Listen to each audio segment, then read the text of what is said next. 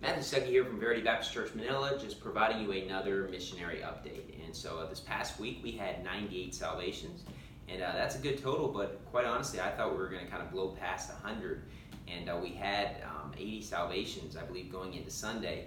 And Sunday we actually had the lowest soul winning results that we've had ever since the church started, I think, other than one time where we really got rained out.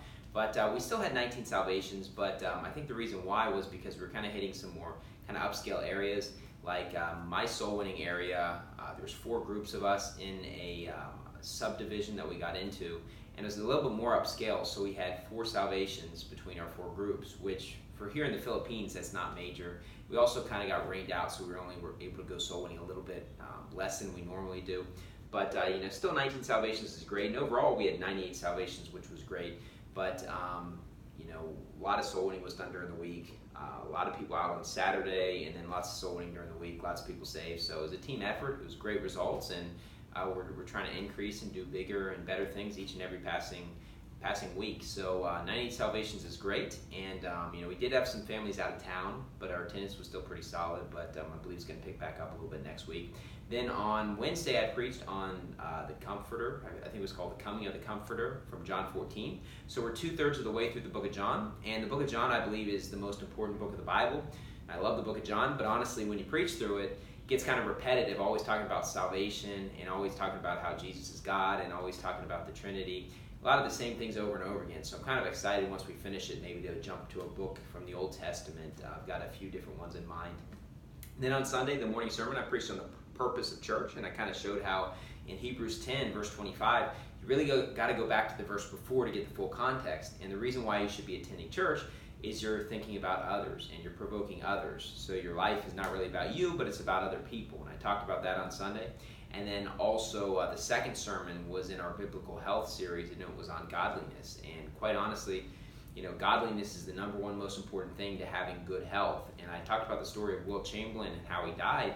And he's considered by people to be the best athlete of all time. And he died at the age of 63, even though he was in incredible shape. And he looked like he was in incredible shape. He worked out all the time. He was in great shape. But, quite honestly, he was one of the biggest whoremongers who's ever lived. And so he ended up dying, at the age of 63. Even had a heart attack when he was less than 30 years old, when he was the greatest athlete in the world at that time. And so it just kind of shows you that, even if you eat perfectly, you exercise perfectly and everything like that, if you're an ungodly person, if you're living a life of sin, there's repercussions to that. So I talked about that, and it's a 5-part series, but it's encouraging to us that are at the church that even if we don't always have time to work out, if we're serving God and going soul winning and reading the Bible, that's actually healthy on our body. And there's a lot of verses in the Bible that talk about that. And so that's what I preached on Sunday. And so things are going pretty well here. And this coming Saturday, we're going to have kind of an all-day soul winning type thing in Manila. And it's not really like a church-wide activity. It's just kind of some people getting together. Other people are going to be soul winning in other areas, but it's going to be kind of an 11 to 4 sort of thing, 5 hours. So pray for us that the weather's going to hold off. And going soul winning in Result Park, it's going to be, it's our old stomping grounds. We had our church started right over there when we, and it was there for the missions trip that we had it there.